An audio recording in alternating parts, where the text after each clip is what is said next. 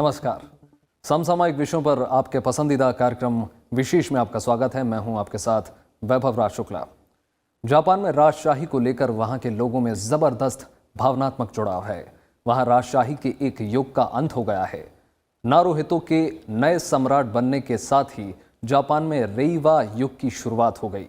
पिछले 200 साल में जापान में राजशाही से जुड़ी एक अनोखी घटना भी हुई जब किसी राजा ने खुद अपनी राजगद्दी छोड़ दी। नए सम्राट नारुहितो के पिता आकिहितो ने इस काम को अंजाम दिया। जापान में सम्राट को भगवान का दर्जा दिया जाता है। सम्राट को शाही खजाने की चाबी भी सौंपी जाती है। जापान के लोगों के लिए राजा एकता का प्रतीक है। आज के विशेष में हम जापान के राजशाही की बात करेंगे, जानेंगे नए सम्राट के बारे में। इसके अलावा आकिहितो के कार्यकाल पर भी नजर डालेंगे, साथ ही जापान के राजशाही के इतिहास को भी जानने की कोशिश करेंगे। तो चलिए शुरू करते हैं आज का विशेष।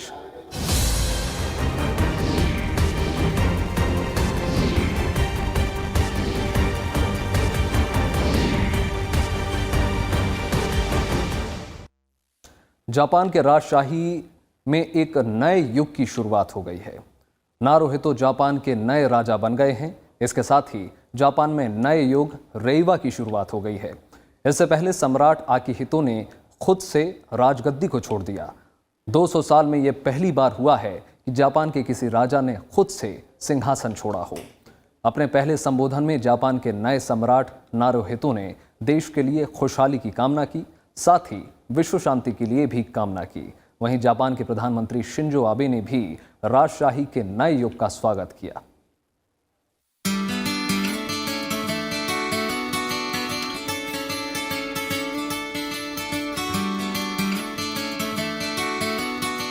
जापान में नारुहितो के सम्राट बनते ही यानी राज सिंहासन पर बैठते ही नए युग की शुरुआत हो गई है। इस नए युग का नाम रेइवा है, जो नारुहितो के शासनकाल तक चलेगा। जापान में जब कोई राजा अपनी गद्दी छोड़ते हैं तो एक युग का अंत होता है और नए राजा बनने के साथ ही एक नया युग शुरू होता है। नारुहितो जापान के 126वें सम्राट बन गए हैं। मंगलवार की आधी रात को सम्राट आकिहितो ने क्राइसेथिमम थ्रोन यानी राजगद्दी अपने बेटे नारुहितो को सौंप दी। इंपीरियल पैलेस में आयोजित पारंपरिक रीति रिवाजों के बीच नारुहितो की ताजपोशी हुई और उन्हें जापान की शाही खजाने की चाबी सौंपी गई। सम्राट नारुहितो ने राज सिंहासन पर बैठने के साथ ही अपने पहले संबोधन में खुशहाली और विश्व शांति की उम्मीद जताई। राज तिलक के दौरान नारुहितो को शाही तलवार, शाही आभूषण, राज्य की मोहर और व्यक्तिगत मोहर सौंपी गई। इस समारोह के दौरान नियमानुसार राज परिवार की कोई महिला सदस्य मौजूद नहीं थी। मैं पुराने सम्राट की ओर से दिखाए हुए रास्ते पर आगे बढ़ूंगा। खुद में हमेशा सुधार करूंगा। मैं संविधान के मुताबिक काम करूंगा। राज्य के प्रतीक के रूप में और जापान के लोगों की एकता के प्रतीक के रूप में अपनी जिम्मेदारियों का निर्वाह करता रहूंगा। हमेशा लोगों के विचारों का सम्मान करते हुए उनके साथ खड़ा रहूंगा। मैं लोगों की खुशी और राष्ट्र के विकास और विश्व शांति के लिए प्रार्थना करता हूं।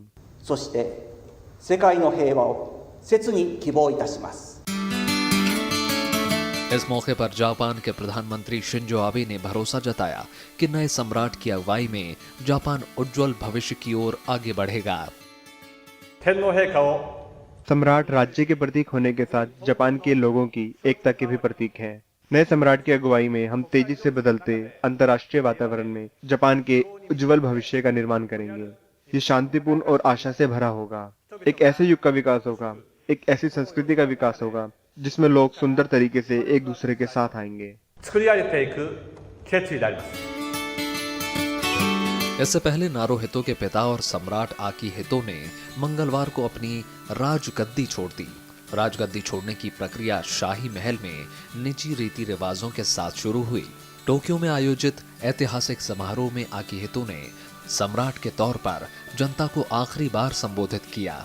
जापान के शाही घराने के 200 साल के इतिहास में ऐसा करने वाले वो पहले राजा हैं। यानी जापान के इतिहास में 200 वर्षों के बाद पहला मौका था जब किसी राजा ने अपना पद खुद छोड़ा है। यह सौभाग्य की बात है कि मैं 30 वर्षों से जापानी लोगों के प्रति अपने विश्वास के साथ सम्राट के रूप में अपने कर्तव्य का पालन करने में सक्षम रहा हूँ।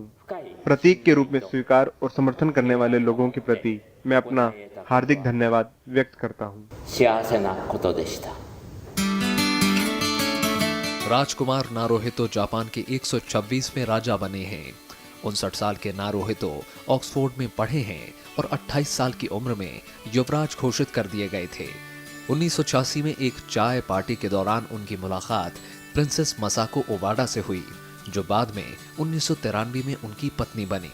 नारुहितो और मसाको को सिर्फ एक बेटी है, जिनका नाम प्रिंसेस आइको है और वो 18 साल की हैं। लेकिन जापान के मौजूदा कानून के तहत महिलाओं को राजगद्दी नहीं मिलती है, इसलिए वो जापान की अगली वारिस नहीं है। इसलिए नए सम्राट नारुहितो के भाई राजकुमार फुमिहितो अगले वारिस हैं।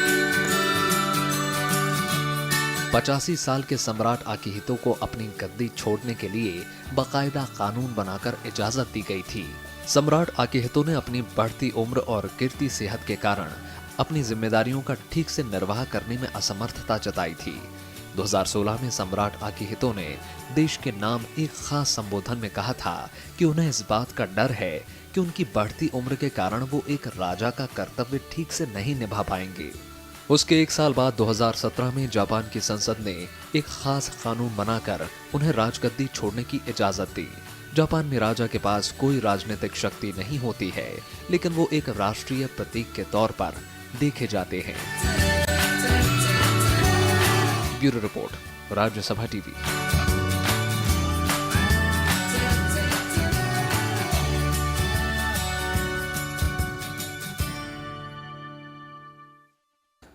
जापान के पूर्व सम्राट आकिहितो अपने जीवन में ही पद छोड़ने वाले पहले आधुनिक सम्राट के तौर पर भी याद किए जाएंगे, लेकिन उनके कार्यकाल को सदी के सबसे महत्वपूर्ण काल के तौर पर याद किया जाएगा।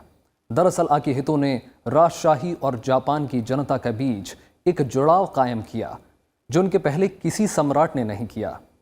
विश्व युद्ध के बाद उन्होंने न सिर्फ अपने लोगों के दुख दर्द बांटे, बल्कि दुनिया से विश्व युद्ध में जापान की भूमिका के लिए गहरा पश्चाताप भी व्यक्त किया। आइए नजर डालते हैं उनके शासनकाल और योगदान पर।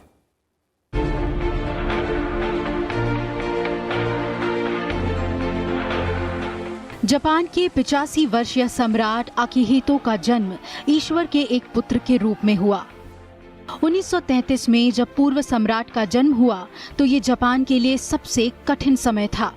आकिहितो के पिता सम्राट हिरोहितो एक मानवीय देवता के तौर पर प्रतिष्ठित थे और जापान युद्ध में शामिल था। 1937 में जापानी सैनिकों ने नानजिंग पर और फिर चीन गणराज्य की राजधानी पर हमला किया। जापानियों के कब्जे के बाद एक सप्ताह में लगभग 3 लाख चीनी मारे गए। जापान के बड़े पैमाने पर नरसंहार के बाद दुनिया भर में विवाद पैदा हुआ। 1940 में जापान ने आधिकारिक रूप से द्वितीय विश्व युद्ध में प्रवेश किया और इस युद्ध के दौरान इटली और जर्मनी के पक्ष में शामिल हुआ। 1945 में सम्राट हिरोहितो ने एक रेडियो संबोधन में सरेंडर किया था और युद्ध में अमेरिका ने जापान को करारी शिकस्त दी थी, जिसमें परमाणु बम का जख्म भी मिला। युद्ध के बाद नए संविधान ने शाही परिवार को राजनीति में शामिल होने से प्रतिबंधित कर दिया और सम्राट हिरोहितो को ईश्वरीय स्थिति त्यागना पड़ा। 1989 में मुश्किल घड़ी से जूझ रहे राजघराने का तख्त आकिहितो ने संभाला, जिन्होंने खुद को देवता नहीं माना। आकिहितो एम्परर आकिहितो जो ऐसे एम्परर हैं, वो एक्चुअली जो क्राउन प्रिंस थे, उनका फादर एम्परर हिरोहितो, उन्हीं के टाइम पे वो तो क्राउन प्रिंस थे। उस टाइम पे वर्ल्ड वॉर 2 भी हुआ था। जापान का जो रोल था वार में, तो ये सारे एक कुछ देखे हुए थे बहुत पहले। और ये एब्डिकेशन क्यों किए, ये भी अगर उसी साथ अगर हम जोड़ दें तो उस टाइम पे एम्परर हिरोहितो जो उनका फादर, ये एम्परर आकिहितो के जो फादर थे, जो 100 एम्परर, वो उनका तबीयत ख़राब होते हुए भी वो अपनी गद्दी में बैठे रहे, वो एक्चुअली एब्डिकेट नहीं किए। तो ये सारे वो देखे हुए थे। और ये जब इनका डेथ के बाद 1989 में जो ये एम्परर खुद बने, तो वो सब जो एक्सपीरियंसेस जो वो देखे हुए थे अपना यूथ में, वो सबको वो रिपेंटेंस टाइप, जैसे देश में क्या घटना घटी है, तो इसको वो कैसे देश को कन्वर्ट करके उनका इमेज कैसे चेंज कर रहे हैं, वो सब इन्होंने पूरा उनका टेन्योर में भी किए हुए हैं। अकिहितो के गद्दी संभालने के बाद सबसे बड़ी चुनौती थी दुनिया के सामने जापान की राजशाही का सम्मान वापस बहाल करना। 1990 में सिंहासन पर आने के साथ ही उन्होंने इस दिशा में काम शुरू कर दिया। सम्राट अकिहितो ने दक्षिण कोरियाई राष्ट्रपति रोह ताए-वू को एक राज्य भोज में आमंत्रित किया, जहां उन्होंने जापान के युद्धकालीन आक्रमणों की जिम्मेदारी स्वीकार की। तब अकिहितो ने बयान दिया कि मुझे लगता है कि इस दुर्भाग्यपूर्ण अवधि के दौरान आपके लोग प्रताड़ित हुए जो मेरे देश द्वारा लाए गए थे। हालांकि मैं सबसे गहरा अफसोस महसूस नहीं करता हूं। इसके बाद 1992 में सम्राट अकिहितो चीन का दौरा करने वाले पहले सम्राट बने, जहां उन्होंने कहा कि उस दुर्भाग्यपूर्ण अवधि के लिए गहरी उदासी महसूस की, जिसमें मेरे देश ने चीन के लोगों को गहरी पीड़ा दी। उन्होंने ओकिनावा की कई यात्राएं भी की, जहां पर सम्राट हिरोहितो के नाम पर लगभग 1,10,000 जापानी सैनिकों और 1 लाख नागरिकों ने जान गंवाई थी। इन कदमों ने दुनिया के सामने उनकी छवि एक शांति प्रिय राजा की बनाई। विश्व युद्ध के बाद जापान की अर्थव्यवस्था चरमरा गई थी, लेकिन अकिहितो जानते थे कि एक राजा के तौर पर उन्हें अपनी प्रजा का भावनात्मक सहारा बनना होगा, ताकि देश नागासाकी और हिरोशिमा के जख्म को भूल एक नए जापान के निर्माण में जुटे। देश में कई अनिश्चितता के बावजूद शांति के युग यानी हेइसेई युग में सम्राट अकिहितो और उनकी पत्नी मिचिको जापानी समाज के लिए भरोसे और विश्वसनीयता का स्रोत बने रहे। उन्होंने प्राकृतिक आपदाओं के पीड़ितों को सहारा दिया। अकिहितो ने इंसानियत की मिसालें पेश की और दूसरे विश्व युद्ध की स्मृतियों को सहेज कर रखने के लिए वो जापान की नैतिक चेतना के प्रतीक भी बन गए। देखिए, अकिहितो जो थे वो काफ़ी समय से रहे बड़े, उनका जो कार्यकाल था वो काफ़ी उसने शिफ्ट्स को देखा, काफ़ी चेंजेस को देखा।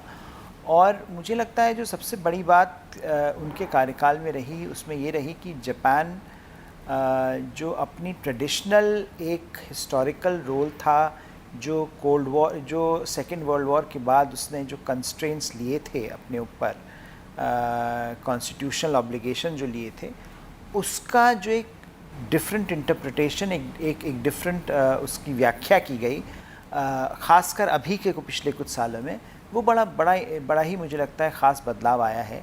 उसके लिए मुझे लगता है वो बहुत बड़ा शिफ्ट है जापानीज़ सोसाइटी के लिए, जापानीज़ पॉलिटिक्स के लिए।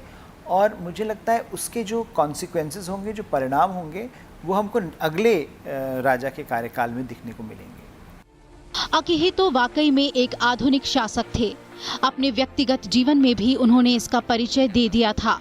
अकिहितो ने मध्यम वर्गीय मिचिको को अपनी पत्नी के तौर पर चुना, जो शाही परिवार से नहीं थी। बदलाव के पैरोकार सम्राट अकिहितो अपने देश में ब्रिटेन जैसी संवैधानिक राजशाही व्यवस्था चाहते थे। उन्होंने अपने बच्चों की परवरिश खुद के घर में ही की और अपने बेटे के ट्यूटर के तौर पर बच्चों की किताबें लिखने वाली अमेरिकी लेखिका एलिजाबेथ ग्रे वेनिंग को चुना, ताकि आने वाले सम्राट की परवरिश अलग तरह से हो। अकिहितो और उनकी पत्नी ने जापानी लोगों के साथ खास रिश्ता कायम किया और वो अक्सर सार्वजनिक कार्यक्रम में दिखते रहे हैं। 1991 में ज्वालामुखी फटने के बाद वो सादा कपड़ों में प्रभावित इलाकों में गए और पीड़ितों को सांत्वना दी। जापान के कट्टरपंथी उनके इस कदम से हक्के बक्के रह गए, लेकिन जापानी मीडिया और जनता ने इसे बेहद पसंद किया। जापान की राजशाही के योगदान में अकिहितो की भूमिका को एक आदर्श शासनकाल के तौर पर याद किया जाएगा। Bureau report, Rajya Sabha TV.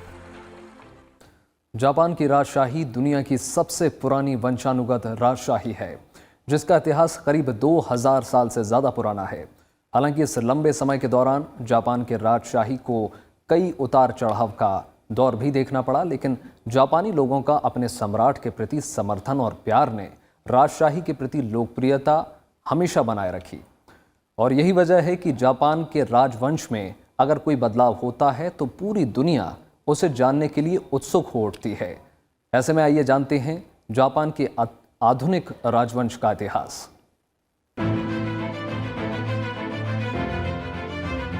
Japan में राजशाही की सदियों पुरानी परिपाटी रही है और 2000 साल से भी ज्यादा समय से ये बदस्तूर जारी है। जापान में अलग अलग राजाओं के शासन को अलग अलग काल के नामों से जाना जाता है। जैसे प्राचीन राजशाही काल को योयोई, कोफुन, आसुका, नेरा, हियान काल के नाम से जानते हैं। वही मध्यकालीन राजशाही को कामाकुरु, मुरुमाची, आजुची, मोमोयामा काल के नाम से जाना जाता है। हालांकि इस दौर में जापान को लंबे वक्त तक सामंतवाद के दौर से भी गुजरना पड़ा, जहां देश के राजा तो सम्राट होते ही थे, लेकिन वास्तविक रूप से शासन सामंती लोग ही चलाते रहे, जिन्हें दैम्यो कहा जाता था। ये जो जापान में जो ये एरा सिस्टम है, इसका ओरिजिन एक्चुअली चाइनीज़ सिस्टम से ही लगा हुआ है। और ये पहले जैसे आप 1968 में अगर आप जाएंगे, जो मेजी रजिस्ट्रेशन हुआ था, उसके बाद ये चौथा एरा है। ये एरा सिस्टम जो है, ये जिस टाइम से एक नया एम्परर ऑफिस एज्यूम करते हैं टिल हिज डेथ और his abdication, same era will continue. दरअसल 12वीं सदी से पहले तक जापान पर क्योतो में रहने वाले सम्राट का शासन हुआ करता था, लेकिन 12वीं सदी के आते आते असली सत्ता शोगुनों के हाथों में आ गई, जो सैद्धांतिक रूप से राजा के नाम पर शासन करते थे। दरअसल मजबूत दैम्यो लोगों में से ही कुछ लोगों को शोगुन की उपाधि दी जाती है। धीरे धीरे ये एक तरह से वंशानुगत हो गया। साल 1603 से 1867 तक तोकुगावा परिवार के लोग शोगुन पद पर कायम रहे। इस वंश के लोगों ने येदो, जो आज टोक्यो के नाम से जाना जाता है, उसे अपनी राजधानी बनाया, जबकि सम्राट क्योतो में रहते थे। तोकुगावा परिवार के शासनकाल को येदो काल के नाम से भी जाना जाता है। उनका इंपीरियल सिस्टम को उन्होंने एक इंस्टीट्यूशंस है, बहुत ट्रेडिशनल है, more than 2000 years old, and वो इंस्टीट्यूशन को प्रोटेक्ट करके रखे हैं। जापान एक्चुअली मॉडर्न कंट्री है, एट द सेम टाइम वो कंजर्वेटिव भी है। So it is a peculiar mix of protecting both, जो कि दूसरे कंट्री में नहीं है। अभी भी जो पॉलिटिकल पावर जापान का emperor used to enjoy, political power अभी कुछ भी नहीं है, लेकिन symbol of the state, that symbol of the state is a very powerful thing for the Japanese people. Tokugawa के शासनकाल में ज्यादातर शांति रही, अनुशासन, आज्ञाकारिता और राष्ट्रीय एकता रही। इसका आधार शिंटो धर्म रहा, जिसमें अनुशासन, आज्ञाकारिता और राष्ट्रीय एकता पर जोर दिया जाता है। इसके अलावा इस दौर में कई आर्थिक सुधार और शिक्षा का विस्तार भी हुआ। साल 1866 में संतानहीन शोगुन की मृत्यु के बाद कुछ दिनों तक राज दरबार में अशांति रही और आखिरकार 1867-68 में सम्राट मेजी ने जापान की सत्ता संभाली और इसके बाद मेजी युग की शुरुआत हुई। हालांकि शोगुन समर्थकों ने मेजियों के खिलाफ विद्रोह किया, लेकिन उन्हें सफलता नहीं मिली। दरअसल मेजियों की पुनर्स्थापन की कई वजहें थी। देश में कई तरह का असंतोष फैल गया था, साथ ही अंतर्राष्ट्रीय व्यापार और कूटनीतिक संबंधों की मांग की जा रही थी। मेजी के सम्राट बनने के बाद येदो यानी टोक्यो को देश की राजधानी घोषित किया गया और सम्राट उसके बाद से वही रहने लगे। मेजी शासनकाल में जापान के राजनीतिक और सामाजिक वातावरण में काफी महत्वपूर्ण बदलाव आया। इस दौर में जापान ने तेजी से आर्थिक, औद्योगिक और सैन्य विकास किया। दरअसल मेजी काल में जापान में एक नया जागरण पैदा हुआ और जापान में पश्चिमीकरण और सुधारों की एक लहर दौड़ पड़ी। इसके बाद कुछ ही सालों में जापान देखते देखते एक अत्याधुनिक राष्ट्र बन गया, जिसकी तुलना यूरोप और दुनिया के अन्य विकसित देशों से होने लगी। कि जिस तरह का भी एम्परर होता है जापान में, उसका एक इम्प्रिंट हम जापान की सामाजिक व्यवस्था में पाते हैं। तो कहीं पर जापान जिस तरह से पिछले कुछ दशकों से, पिछले कुछ हिस्टोरिकल मोमेंट से इवॉल्व हुआ है, उसमें कहीं पर जापान की जो राजवंश है उसने बहुत इम्पॉर्टेंट रोल प्ले किया है। एक तरह से जापानी सोसाइटी को यूनाइटेड रखने में, जापानी सोसाइटी को एक फोकस देने में, जापानी सोसाइटी के पास जितने भी और परेशानियां आई उसको एक यूनिटी ऑफ पर्पस देकर सॉल्व करने में बहुत बहुत इम्पोर्टेंट रोल प्ले किया है। मेजी काल में ही जापान ने प्रजातंत्रीय व्यवस्था की ओर कदम बढ़ाया। साल 1874 में पहला राजनीतिक दल का गठन किया गया, जबकि साल 1878 में स्थानीय स्वशासन को संगठित किया गया। इसके बाद साल 1878 में पश्चिमी देशों के संविधान का अध्ययन कर संविधान बनाया गया। इसमें सम्राट के अधिकार परिभाषित किए गए। प्रिवी काउंसिल और मंत्री परिषद की स्थापना की गई, जिसमें सम्राट द्वारा मनोनीत व्यक्ति होते थे। संसद का गठन किया गया, जिसे डायट कहा गया। इसके बाद 1918 और 1931 के बीच जनमत से चुने गए प्रधानमंत्रियों ने मंत्री परिषद बनाया। इसी काल में फुकोकू क्योहे यानी समृद्ध देश, मजबूत सेना के नारे के साथ नई नीति का ऐलान किया गया। मेजी 1868 से 1912 तक जापान के सम्राट रहे। Emperor is the descendant of sun god Amaterasu. So that concept continued till World War II. The divinity concept जो है, भगवान जो मानते थे लोग, वो एक्चुअली उस टाइम में वॉलंटरीली आफ्टर जापान डिफीट वो एम्पर ने सरेंडर कर दिया। और अभी ये अभी भी जैसे जापान के जो वार में जो जापानीज जो आर्मी जो गए, ये किन के नाम पे इन्होंने फाइट किया? जब in the name of the emperor. जब जापान का emperor for the first time political right जो एक्सेस करे, जो सरेंडर अनाउंस किया, उस टाइम पे बहुत जैसे जो कंजर्वेटिव्स हैं उन्होंने जाके एम्पेरियल हाउस होल्ड ये पैलेस में जाके वहाँ पर जाके उन्होंने माफ़ी मांगा कि आपको हमने आपके लिए हमने देश को बचा नहीं पाए। मेजी के बाद ताइशो जापान के सम्राट बने। सम्राट ताइशो का शासनकाल 1912 से लेकर 1926 तक रहा। इस दौरान जापान में मजबूत लोकतांत्रिक संस्थानों का विकास हुआ और उसके अंतर्राष्ट्रीय शक्ति में भी काफी बढ़ोतरी हुई। सम्राट ताइशो के बाद शोवा काल की शुरुआत हुई। सम्राट हिरोहितो जापान के राजशाही इतिहास में सबसे लंबे समय तक राज करने वाले सम्राट बने। वो 63 साल तक जापान के सम्राट रहे और उनका कार्यकाल साल 1926 से 1989 तक रहा। सम्राट हिरोहितो के शुरुआती 20 सालों के शासनकाल में ही जापान में चरम राष्ट्रवाद का उदय हुआ और जापान विस्तारवादी युद्धों में उलझ गया। दूसरे विश्व युद्ध के साथ ही नागासाकी और हिरोशिमा की विभीषिका भी जापान ने उनके काल में देखा। साल 1989 में शोवा काल के बाद जापान में हेइसेई युग की शुरुआत हुई और अपने पिता सम्राट हिरोहितो के निधन के बाद अकिहितो जापान के नए सम्राट बने। अकिहितो का कार्यकाल साल 1989 से 2019 तक रहा, जब उन्होंने अपनी इच्छा से राजगद्दी का त्याग कर दिया। इसके बाद जापान नए सम्राट नारुहितो के साथ ही एक नए युग रेइवा में प्रवेश कर गया है। Bureau report, Rajya Sabha TV.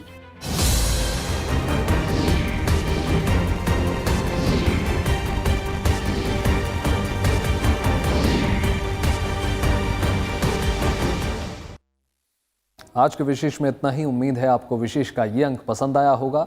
आप ये हमारा कार्यक्रम YouTube पर भी देख सकते हैं, जहां में आपकी प्रतिक्रियाओं का बेसब्री से इंतजार रहता है। बाकी देश और दुनिया की तमाम बड़ी खबरों के लिए जुड़े रहिए राज्यसभा टेलीविजन के साथ। नमस्कार।